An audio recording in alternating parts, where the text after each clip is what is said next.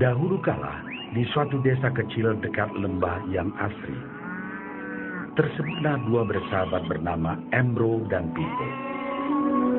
Mereka adalah tipe pemuda yang berambisi untuk menjadi orang terkaya di desanya. Mereka kerap membicarakan impian dan ambisi mereka itu akan kekayaan, kehidupan, dan gaya hidup yang ingin mereka miliki nantinya.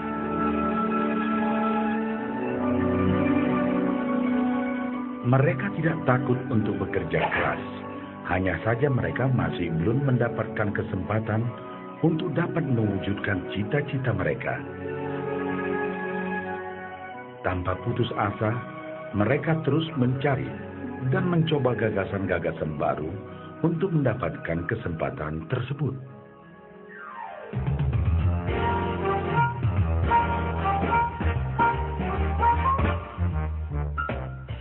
Hingga suatu hari, kesempatan itu pun datang. Desa mereka membutuhkan lebih banyak air. Oleh karena itu, kepala desa mempekerjakan Embro dan Pipo untuk mengambil air dari mata air di gunung untuk dibawa ke tempat penampungan di desa. Mereka akan dibayar sesuai dengan banyaknya air yang dapat mereka bawa. Maka mereka berdua pun menyambut dengan baik kesempatan ini. Embro dan Pipo pun segera melaksanakan pekerjaan tersebut dengan bersemangat. Setiap hari, sejak pagi hingga sore, mereka bergegas menuju mata air dengan membawa ember masing-masing. Mereka bekerja keras untuk membawa air sebanyak mungkin ke tempat penampungan air di desa.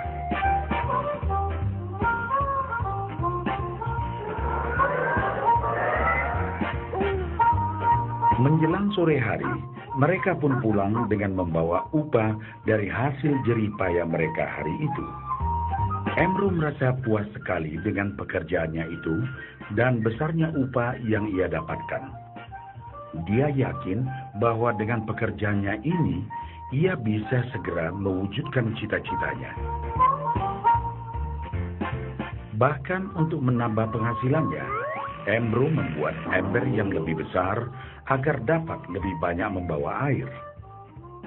Embro yakin dengan penghasilannya sebesar itu, tak lama lagi ia bisa segera membeli sapi dan memiliki gubuk baru yang ia idam-idamkan.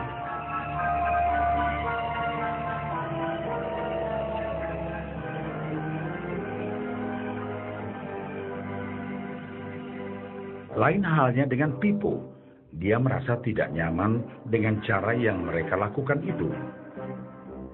Ia mencari cara yang lebih nyaman untuk mendapatkan lebih banyak uang. Suatu hari, Pipo mendapat sebuah gagasan.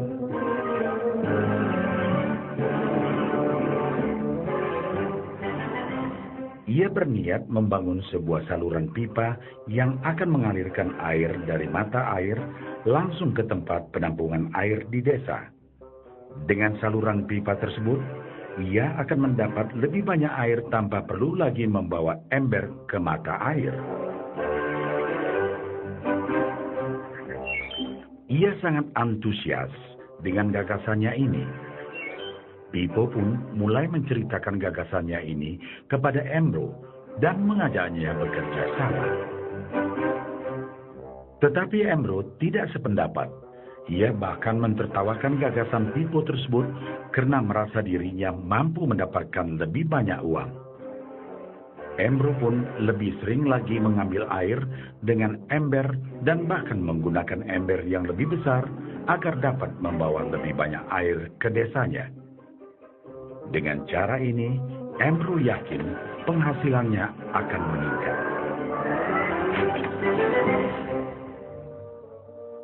Pipo akhirnya memutuskan untuk mewujudkan sendiri gagasannya itu. Dia mengerti bahwa tidaklah mudah untuk membangun dan menyelesaikan saluran pipa tersebut. Dibutuhkan beberapa tahun untuk bisa menyelesaikan dan menikmati hasilnya. Namun tekadnya telah bulat. Ia pun tetap bekerja mengangkat air dengan ember setiap hari seperti biasa. Tetapi di akhir minggu dan setiap ada waktu luang, Pipo bekerja keras menggali tanah yang banyak berbatu untuk membangun saluran pipanya. Pada bulan-bulan pertama, hasilnya hampir tidak kelihatan. Orang-orang desa mulai banyak mentertawakan dan mencemooh Pipo. Mereka menjulukinya Pipo si manusia saluran pipa.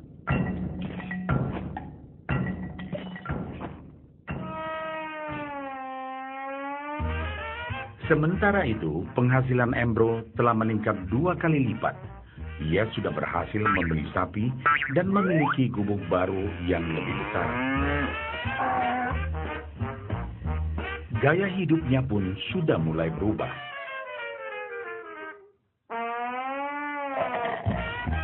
Ia sering menghabiskan waktu sepulang kerja di bar, menikmati hasil jerih payahnya mengangkat ember. Namun, tanpa disadari, badan Embro kini mulai jadi bungkuk karena begitu beratnya ia harus mengangkat ember besar setiap hari. Raut mukanya pun terlihat kelelahan.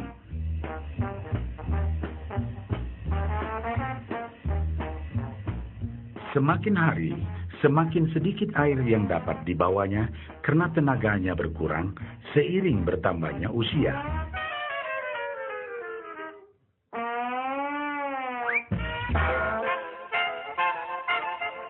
Bulan berganti bulan, tahun berganti tahun. Dan akhirnya, Pipo berhasil menyelesaikan saluran pipanya.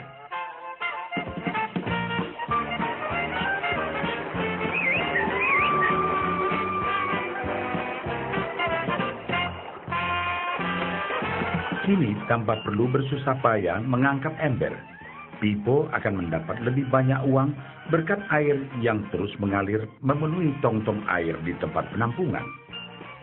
Air terus mengalir tanpa henti, bahkan saat ia tidur, makan, ataupun saat pergi berlibur. Pipo pun puas dan bangga. Berkat tekad dan kerja keras, kini penghasilannya pun mengalir tiada henti, seiring aliran air di saluran pipanya.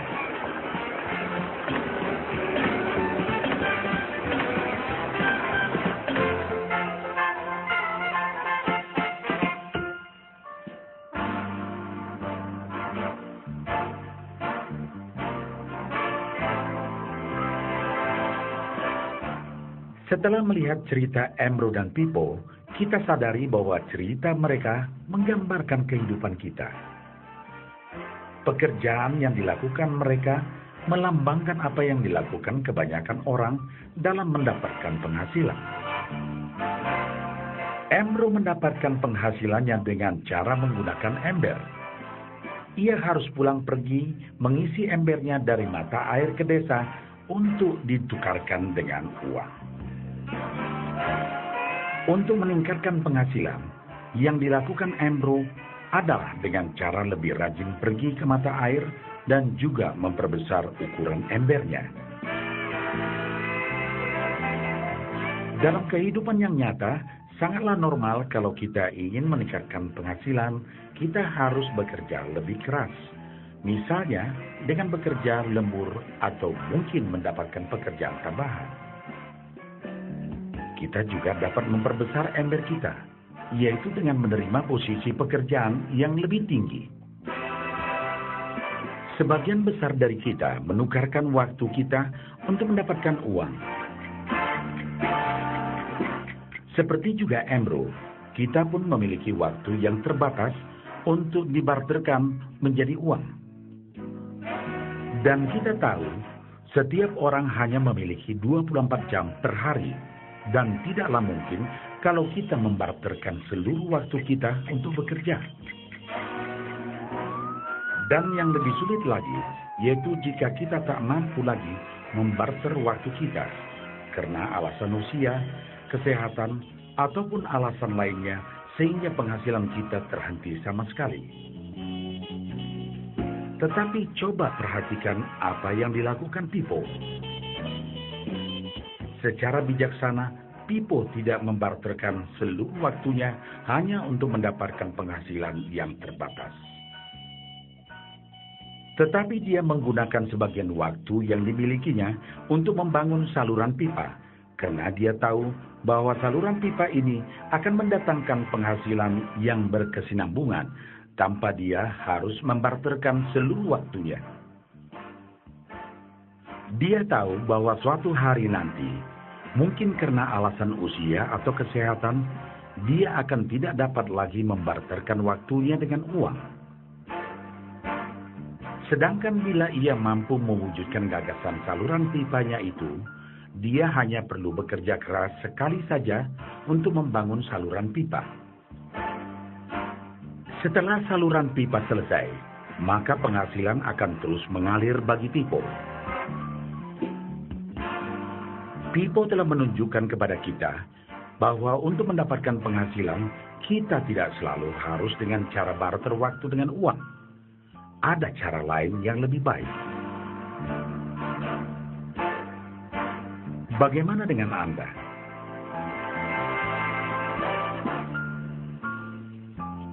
Apakah Anda masih seperti Ambro yang membarterkan waktu Anda untuk mendapatkan penghasilan?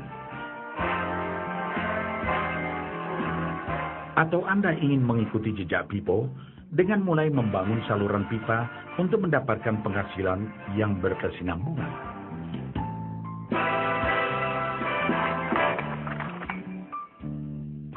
Jika Anda tertarik dengan gagasan saluran pipa, hubungi orang yang meminjamkan VCD ini, agar Anda dapat segera mulai membangun saluran pipa penghasilan Anda saat ini juga.